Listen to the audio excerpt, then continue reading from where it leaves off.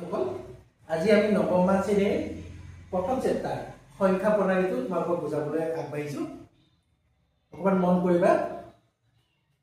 সংখ্যা প্ৰণালী আমি জানো সৰুৰ পৰা আমি সংখ্যা পাই আহিছোঁ। ক্লাছ 1ৰ পৰা ধৰি এতিয়ালৈকে আমি কি পাই আহিছোঁ? সংখ্যা 1 2 3 4 যোগ অংক বিয়োগ অংক সব আমি কিহেৰে কওঁ?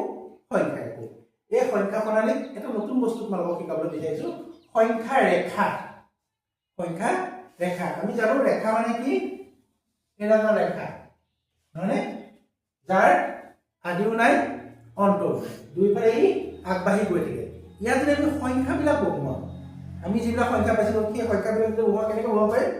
মাজতে শূন্যটো ল'লোঁ, এইফালে 1 2 3 4 5 এনেকৈ বহুৱাই বহুৱাই গৈ থাকিব পাৰিম।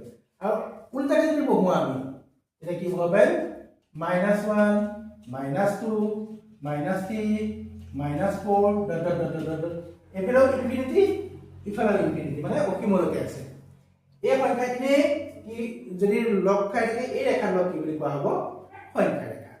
এতিয়া সংখ্যা ৰেখাৰ পিছত আমি সংখ্যাবিলাকক আৰু কিছুমান ভাগত ভাগ কৰিছোঁ। কেনেকৈ ভাগ কৰিছোঁ চোৱা। স্বাভাৱিক সংখ্যা আমি প্ৰথম চাওঁ 1 নম্বৰ স্বাভাৱিক সংখ্যা। স্বাভাৱিক সংখ্যা স্বাভাৱিক সংখ্যা ইয়াক এনেৰে বুজোৱা হয়, মানে নেচাৰেল নাম্বাৰ। স্বাভাৱিক সংখ্যাখিনি ক'ত ক'ত আছে? আমি স্বাভাৱিকতে কি সংখ্যা ব্যৱহাৰ কৰোঁ? 1 2 3 5 100টা এই সংখ্যাখিনিক একেলগে কি বুলি কোৱা হয়? স্বাভাৱিক সংখ্যা। ইয়াৰ ষ্টাৰ্টিং 1 2 3 4 5 6 একদম অসীমলৈকে, ইয়াৰ কোনো সীমা নাই। এই সংখ্যাখিনি কি বুলি কোৱা হয়? স্বাভাৱিক সংখ্যা। 2 নম্বৰতে আহিলে পূৰ্ণ সংখ্যা। পূৰ্ণ সংখ্যা পূৰ্ণ সংখ্যা ইয়াক কিহেৰে সূচোৱা হয়? W ৰে, হোল নাম্বাৰ। পূৰ্ণ সংখ্যাত কি আছে? ইয়াত আকৌ 0ৰ পৰা আৰম্ভ হয়। 0 1 2 3 ইনফিনিটি। মানে পূৰ্ণ সংখ্যাক আমি ক'ৰ পৰা পাইছোঁ? শূন্যৰ পৰা আৰম্ভ কৰি অসীমলৈকে পাইছোঁ। মানে নেচাৰেল সংখ্যাতকৈ মানে স্বাভাৱিক সংখ্যাতকৈ পূৰ্ণ সংখ্যা কি বেছি? সদায় এটা বেছি। কোনটো বেছি? এই শূন্যটো বেছি। হ'ল? আমি এটা বুজি পালোঁ। তাৰপিছতে আহিলে অখণ্ড সংখ্যা। অখণ্ড সংখ্যা অখণ্ড সংখ্যা অখণ্ড সংখ্যা কোনবিলাক? ইন্টিজাৰ বুলি কোৱা হয়, মানে যিবিলাক সংখ্যা খণ্ড নহয়, গোটা গোটা সংখ্যা। আমি কেতিয়াবা আকৌ ধাৰৰ সংখ্যাও কওঁ দেই, যে মোৰ 5 টকা ধাৰ আছে, মোৰ 10 টকা ধাৰ আছে। সেই সংখ্যাখিনি কিন্তু অখণ্ড, ইহঁত টুকুৰা টুকুৰি সংখ্যা নহয়। সেইকাৰণে অখণ্ড সংখ্যাত কি কি থাকিব? 0 1 2 3 4 এইফালে অসীমলৈকে থাকিব। আকৌ এইফালে -1 -2 -3 -4 এইফালেও অসীমলৈকে থাকিব। এই গোটেই সংখ্যাখিনি কি বুলি কোৱা হয়? অখণ্ড সংখ্যা। তাৰমানে স্বাভাৱিক সংখ্যা পূৰ্ণ সংখ্যা কাৰ ভিতৰত সোমাই আছে? অখণ্ড সংখ্যা। তাৰপিছত আহিলে এটা সংখ্যা পৰিমেয় সংখ্যা। পৰিমেয় সংখ্যা তোমালোকে আগৰ সংখ্যাখিনি খুব ভালদৰে পাই আহিছিলা। এইটো অকণমান সমস্যা। ইয়াক সদায় কি আকাৰে লিখা হয়? p/q আকাৰে লিখা হয়। আৰু ইয়াক q not equal 0, মানে qৰ মানটো কেতিয়াও শূন্য হ'ব নোৱাৰে। যদি হয় তেনে সেই সংখ্যাটোৰ মানটো আমি ক্যালকুলেশন কৰিব নোৱাৰো। এতিয়া পৰিমেয় সংখ্যাত কি কি থাকিব? পৰিমেয় সংখ্যাত থাকিব স্বাভাৱিক সংখ্যা, পৰিমেয় সংখ্যাত থাকিব পূৰ্ণ সংখ্যা, পৰিমেয় সংখ্যাত থাকিব অখণ্ড সংখ্যা। তাৰ উপৰি মানে আইটো আছে, আই মানে অখণ্ড সংখ্যা। তাতে কি কি সোমাই আছে? স্বাভাৱিক সংখ্যা আৰু পূৰ্ণ সংখ্যাত সোমাই আছে। তাৰ উপৰি খণ্ড সংখ্যাবিলাক যেনে 2 ভাগৰ 1 3 ভাগৰ 1 4 ভাগৰ 1 এইবিলাকো আছে ইয়াত। তাৰপিছত দশমিকৰ সংখ্যাবিলাক যেনে 0.2 0.4 0.05 এইবিলাকো আছে, দশমিক সংখ্যাবিলাকো আছে। তাৰ উপৰি আছে কি? পূৰ্ণ পৌণিক বিলাক যেনে 0.2 বাৰ 0.3 বাৰ আমি এইবিলাক পাইছো নহয়? পাইছো না? পূৰ্ণ পৌণিক আছে যে, হয়নে? এই সংখ্যাবিলাকো ক'ত সোমাই আছে? পৰিমেয় সংখ্যাত সোমাই আছে। দ্যাট মিন্স পৰিমেয় সংখ্যাত আমি কি কি সোমাই আছে? স্বাভাৱিক সংখ্যা সোমাই আছে, পূৰ্ণ সংখ্যা সোমাই আছে, অখণ্ড সংখ্যা সোমাই আছে। এই গোটেই পৰিয়ালটো মিলি কি হৈ আছে? পৰিমেয় সংখ্যা। মই নৱম মান শ্ৰেণীৰ কাৰণে কৈছো যদিও এইখিনি দশম মান শ্ৰেণীৰ কাৰণে যথেষ্ট প্ৰয়োজনীয় সংখ্যাখিনি হিচাপে জ্ঞান যদি আমাৰ নাথাকে তে পিছৰ কামখিনিত আমাৰ অসুবিধা হ'ব নহয়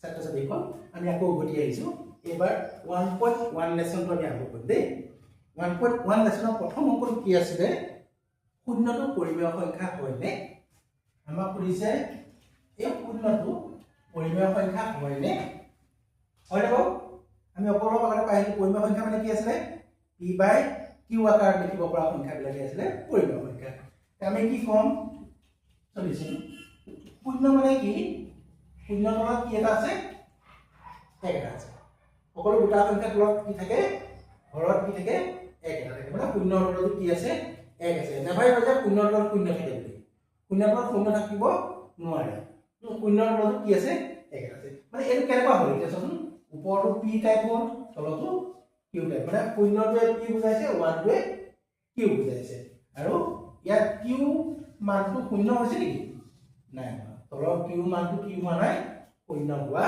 not equal 0 মানে শূন্য হোৱা নাই that means শূন্যটো এটা পৰিমেয় সংখ্যা হয় আমি কি ক'ব পাৰো শূন্যটো এটা পৰিমেয় সংখ্যা হয় শূন্যটো এটাকে শূন্য এটা পৰিমেয়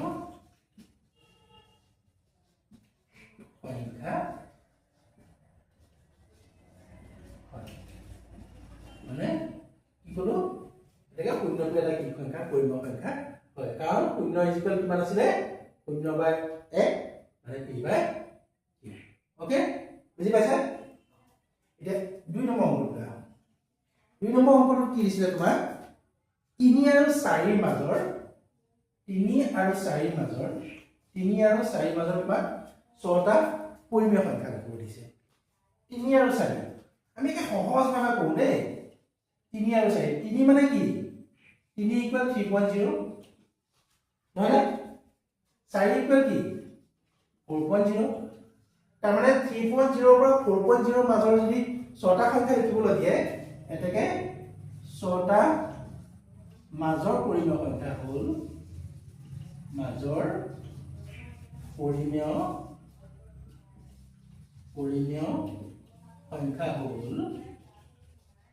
সংখ্যা হ'ল কি কি লিখিব পাৰি 3.1 পাইনে 3.1 টো 3 কে ডাঙৰ 4 কে সৰু 3.2 3.3 3.4 3.5 3.6 আৰু লাগিলে লিখিব পাৰি কাৰণ আমাক মাত্ৰ 6টা হে বিচাৰিছে আমি এই 6টা লিখিলো হ'ব না আৰু যদি বোলে এই দশমিক কিটা নাইকিয়া কৰি দিওঁ মই নাইকিয়া কৰি দিওঁ বুলি ভাবিলে আমি কি লিখিব পাৰিম এনেকৈ কৰি দিব পাৰিম চাচোন 31 by 10 মানে দশমিকটো উঠাই দিলো 32 by 10 33 by 10 34 by 10 35 by 10 36 by 10 এইটো লিখিলেও হ'ল উত্তৰ এইকেইটা লিখিলেও হ'ব বুজি পাইছে ঠিক আছে আমি তাৰ পিছত 3 নম্বৰ অংকটো যাম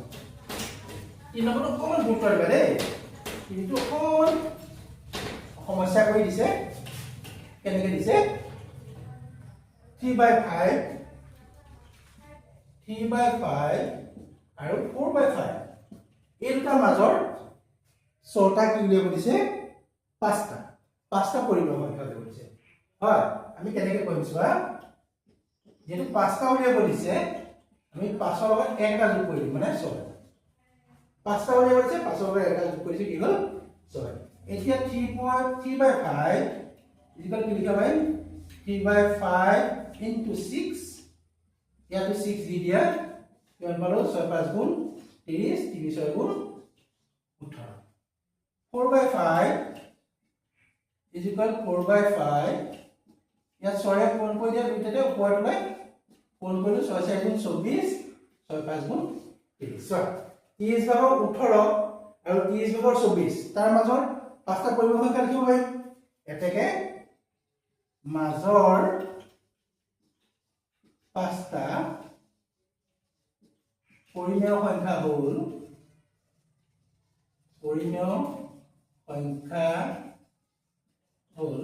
কি কি হ'ব 30 ভাগৰ 19 30 ভাগৰ 19 30 ভাগৰ 20 30 ভাগৰ 21 30 ভাগৰ 22 30 ভাগৰ 23